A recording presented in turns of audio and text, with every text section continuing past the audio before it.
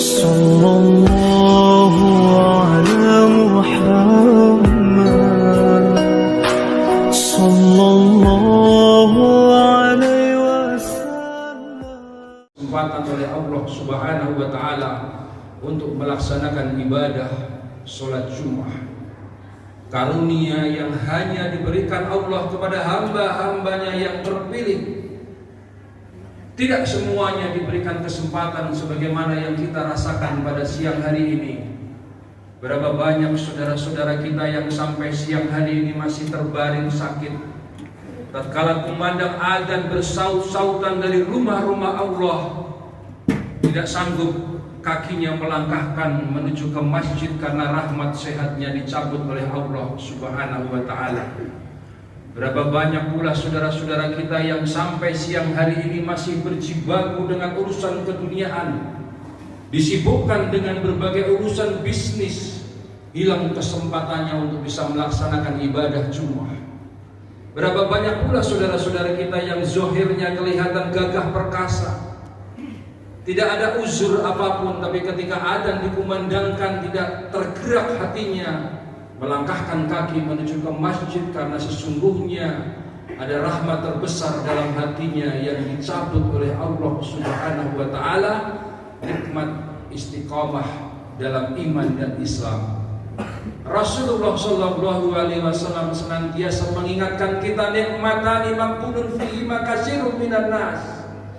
Ada dua nikmat yang sering membuat orang lupa, lalai dan terbedaya. Kita baru sadar dua nikmat itu betapa berharganya tatkala dua nikmat itu hilang dari diri kita. As-sehatu wal faragh, nikmat sehat dan nikmat kesempatan, waktu luang, panjang umur yang Allah berikan kepada kita.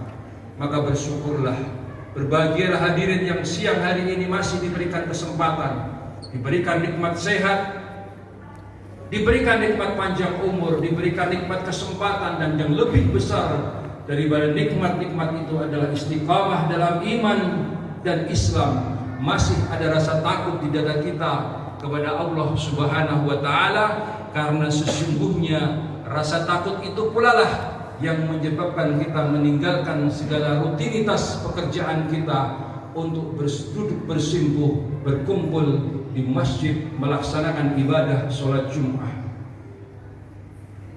Hadirin sidang Jumat rahimakumullah. Ada satu kisah sederhana yang bisa kita jadikan ibroh dan pelajaran tatkala sebongkah emas bertemu dengan sebongkah tanah. Emas itu pun berkata kepada tanah, "Wahai tanah, lihatlah dirimu.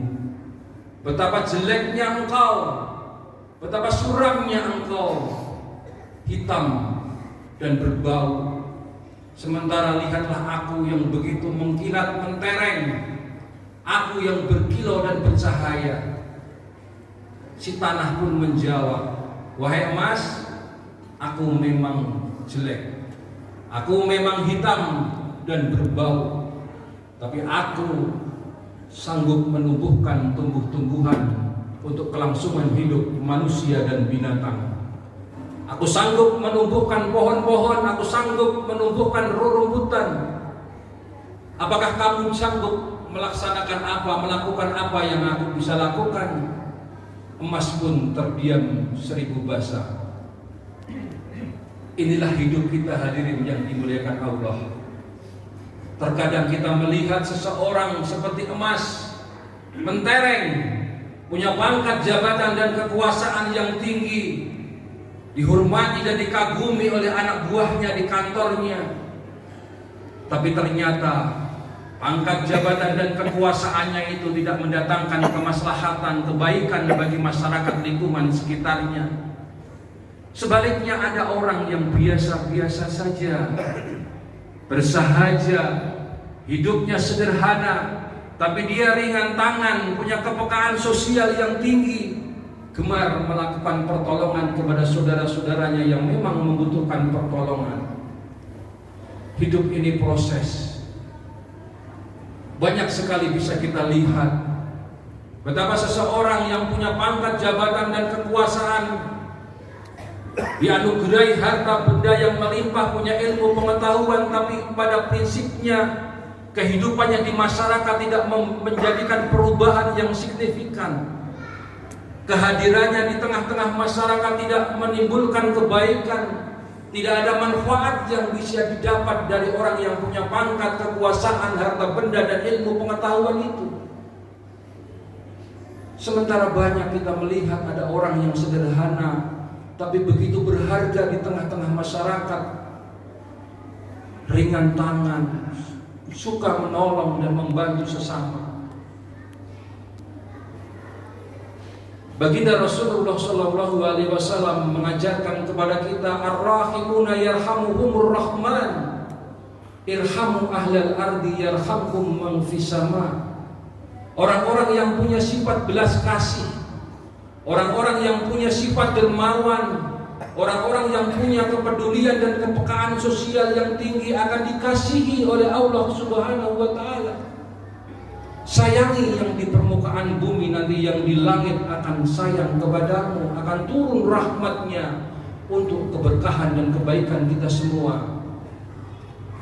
Alangkah indahnya kehidupan kita ini jikalau yang berkuasa dengan kekuasaannya menyayangi yang miskin, menyayangi rakyatnya, lalu melindungi dan mensejahterakannya. Orang-orang yang diberikan gemilang kekayaan menyayangi yang miskin, lalu mengulurkan tangan memberikan bantuannya. Sementara yang alim dengan ilmunya membimbing umat yang bodoh, maka akan tercipta satu kehidupan yang penuh dengan kedamaian. Tapi sebaliknya, jikalau yang berkuasa dengan kekuasaannya justru malah menindas rakyatnya, yang kaya dengan harta bendanya malah memangsa yang miskin, sementara yang alim dengan ilmu pengetahuannya malah membodoh-bodohi umat yang memang sudah bodoh, maka bukan rahmat yang akan kita rasakan, tapi bala dan bencana yang pada gilirannya akan menyengsarakan kita semua. Menjadi ironi dan menyedihkan tatkala kita bulan-bulan ini menyaksikan di pemberitaan, di televisi, di koran, di medsos, seseorang yang punya pangkat jabatan bertabur bintang hanya karena menutupi kedoliman, kekejian daripada seorang yang berpangkat itu. Nyaris satu kompi pasukan mendapatkan malapetaka, karirnya mandek, ada yang dipecat, ada yang dibully, ada yang ditahan pangkatnya, ada yang diberikan sanksi. Betapa ternyata pangkat, jabatan, dan kekuasaan kalau tidak diimbangi dengan nilai-nilai iman justru akan menyengsarakan kita semua. Inilah hidup kita, hadirin yang dimuliakan Allah. Kita berlomba-lomba bukan sekedar menjadi orang yang baik, tapi berlomba-lomba agar kehadiran kita di tengah-tengah masyarakat kita bisa menimbulkan manfaat bagi lingkungan masyarakat sekitarnya. Betapa indahnya ketika harta benda yang kita miliki dipergunakan untuk menolong saudara-saudara kita. Tatkala Allah memberikan limpahan rizki, bukan gaya hidup kita yang bertambah, tapi sedekah kita yang bertambah. Tatkala kita diberikan pangkat, jabatan, dan kekuasaan, maka pergunakan pangkat, jabatan, dan kekuasaan itu untuk melindungi yang lemah, membela yang hak, membela yang benar, menegakkan kalam ilahi, menegakkan agama Allah Subhanahu wa Ta'ala. Maka penting bagi kita semua agar Indonesia ini menjadi negeri yang baldatun thayyibatun wa ruhun ghafur, negeri yang aman, tentrem, negeri yang damai, negeri yang gemah ripah loh jinawi toto tentrem kerto raharjo. Tidak bisa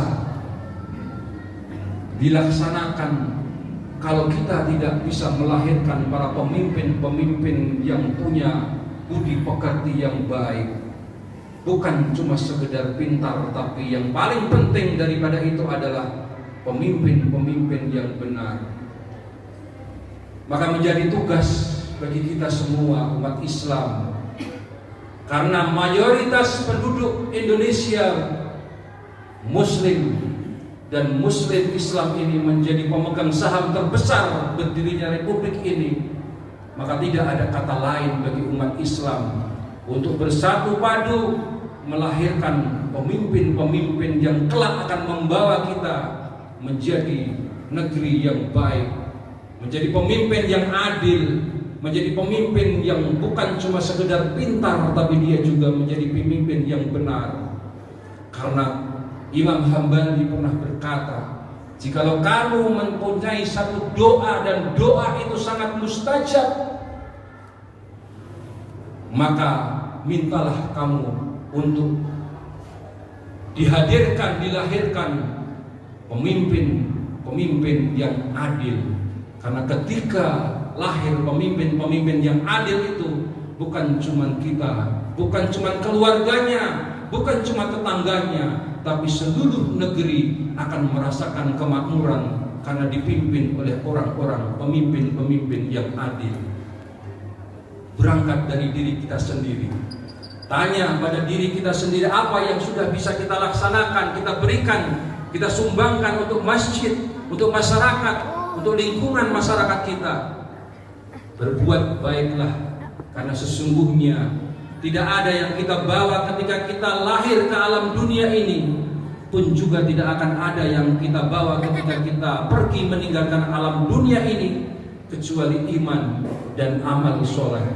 Semoga Allah Subhanahu wa Ta'ala senantiasa meridhoi langkah dan perjuangan kita, mempersatukan umat Islam dalam ukhuwah Islamiyah yang kuat, untuk bisa melahirkan pemimpin-pemimpin yang adil, membawa negeri ini menjadi negeri yang aman, damai dan sejahtera. Barakallahu wa lakum fil Qur'anil azim, wa nafa'ani wa iyyakum bima fihi minal ayati wa dzikril hakim, wa taqabbal minni wa minkum tilawatahu innahu was-sami'ul alim. Aqulu qawli hadza astaghfiruhu innahu huwal ghafurur rahim. Allahumma shalli ala sayyidina